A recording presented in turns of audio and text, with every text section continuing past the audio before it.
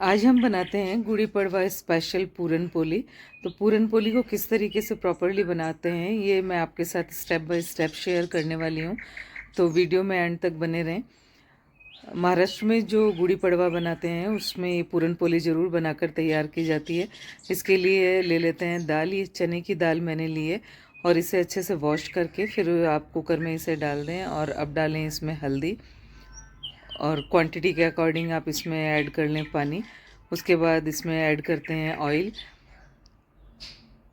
2 से 3 चम्मच आप यहाँ ऑयल ऐड कर सकते हैं। उसके बाद इसे लीड लगाकर 1 से 2 सीटी आप इसे लगा लें और उसके बाद इसे ठंडा होने दें।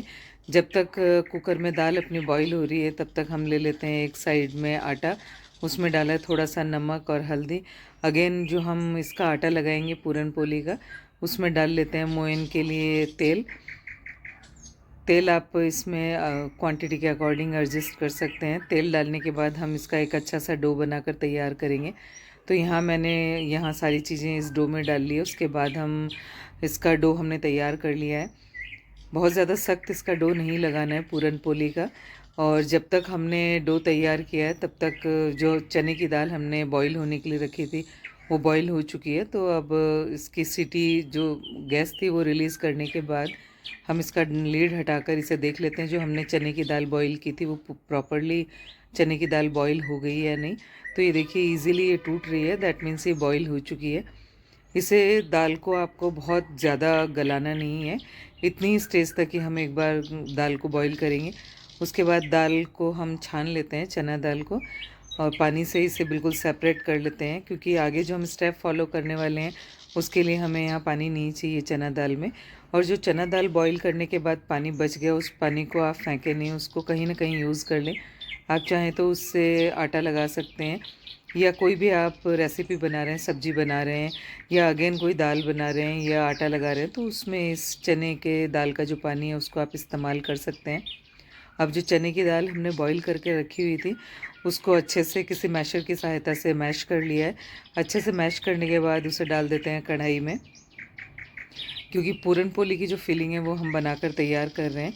तो आपको चने दाल को अच्छे से मैश कर लेना है और उसके बाद ही यहाँ कढ़ाई में उसे डालना है। अब ऐड कर लेते हैं इसमें गुड़, क्योंकि पूरन पोली गुड़ डालकर ही बनाई जाती है। तो गुड़ आप अपनी पसंद के अनुसार कम ज़्यादा यहाँ रख सकते हैं।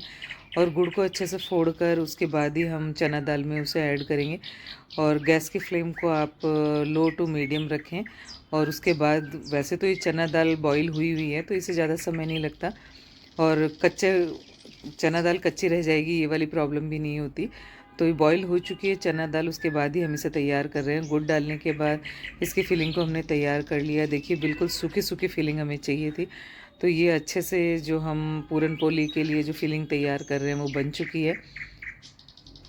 एक साइड में हमने पहले से आटा लगाकर छोड़ा हुआ था, उसकी छोटी छोटी लोइयाँ बना लेते हैं। और एक पेड़ा लेकर उसको इस तरीके से हम पहले इसमें एक खड्डा बना लेते हैं इस पेड़े में। तो इस तरीके से अंगूठे की सहायता से आप इस पेड़े को थोड़ा थोड़ा फैलाते जाएं, क्योंकि इसके अंदर हमने जो पूरन पोली की फिलिंग बनाई है वो फिलिंग इसमें डालनी है। तो जो हमने गुड़ और चना दाल को मिक्स करके जो हमने फिलिंग तैयार की हुई है उसे हम यहाँ पर रखेंगे। तो आप इस तरीके से एक छोटा सा उसका लड्डू बना लें। उसके बाद जो आपने जो आटे का पेड़ा तैयार किया था और अंगूठे से दबाते हुए जो से हमने फैलाकर जो तैयार किया उसके अंदर जो पूरन पोली की फिलिंग है उसे हमने रख दिया है। और इस तरीके से जो एक्स्ट्रा आटा था उसको हम हटा देते हैं। और अब अच्छे से जिस तरीके से हम रोटी बनाते हैं उसी तरीके से हमें इसको शेप दे देनी है। अभी आगे पूरन पोली का ही सीज़न मैं कहूँगी, या गुड़ी पड़वा जो आती है उसमें पूरन पोली बनाई जाती है। और महाराष्ट्र में तो ये बहुत ज़्यादा बनाई जाती है। और वैसे भी आप इसे एक बार बना कर देखें, ये बहुत ही टेस्टी पूरन पोली बनकर आपकी तैयार होगी। और पूरन पोली बनाना इजी बहुत है। तो आप इस तरीके से बिल्कुल इजी मेथड के साथ मैंने आपके साथ शेयर किया, इस तरीके से आप पूरन पोली को तैयार कर सकते हैं। तो एक बार से स्टार्टिंग में ही आपको जो आपने पेड़ा बनाया था और जिसके उसके अंदर जो आपने फिलिंग भर कर रखी हुई थी उसे एक बार में बेलन की सहायता से आप तैयार ना करें, एक बार उसे हल्का सा चपटा कर लें। जिस तरीके से हम कचौरी बनाते हैं उस तरीके से आप हल्का हल्का उसे दबाते हुए थोड़ा सा फैला लें।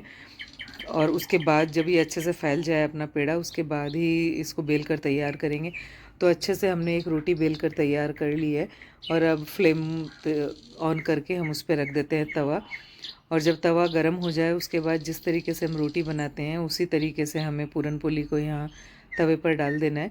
और तवे पर डालने के बाद इसे हम उसी तरीके से तैयार करेंगे जैसे रोटी को तैयार करते हैं। अब एक साइड से ये पूरन पोली अपनी पक चुकी है तो उसे मैंने पलट दिया है। आप चाहें तो यहाँ पर इसे घी से भी तैयार कर सकते हैं, तेल से भी तैयार कर सकते हैं। बहुत से लोग पूरन पोली को तेल से तैयार करते हैं, पर मैं आज यहाँ इसे घी से ही तैयार कर रही हूँ। तो ये आपके अपनी पसंद के ऊपर डिपेंड करता है कि आप पूरन पोली को घी से तैयार करते हैं या तेल से। तो ये टोटली आपकी पसंद पर निर्भर करता है। तो एक साइड से हमने घी लगा लिया है और उसे अच्छे से सेक कर तैयार कर लिया है। इसी तरीके से आप इसके दोनों साइड को तैयार कर लें। अगेन हम इस पर ऐड करते हैं घी या ऑयल, जो आप पसंद करते हैं उसे यहाँ पर लगाएं और पूरन पोली को अच्छे से सेक कर तैयार करें। बहुत ज़्यादा हाई फ्लेम पर हमें पूरन पोली को तैयार नहीं करना है, क्योंकि अंदर जो हमने इसमें फिलिंग डाली है उसका एक अच्छा सा हमें स्वाद मिल जाना चाहिए। उसके लिए मीडियम फ्लेम पर ही हम इसे तैयार करेंगे। तो ये पूरन पोली अपनी अच्छे से फूल कर तैयार हो चुकी है। देखने में तो ये बहुत ही शानदार लग रही है पूरन पोली। तो इस तरीके से हम इसे दोनों साइड से तैयार कर लेते हैं। तो अपनी आज जो हमने पूरन पोली बनाई है वो पूरी तरह से बनकर तैयार है। तो चलिए इसे तोड़ कर भी देख लेते हैं कि जो हमने पूरन पोली बनाई है वो बिल्कुल सॉफ्ट बनी है या नहीं। तो ये बहुत ही सॉफ्ट बनी है, आप इसे बनाएं या नहीं।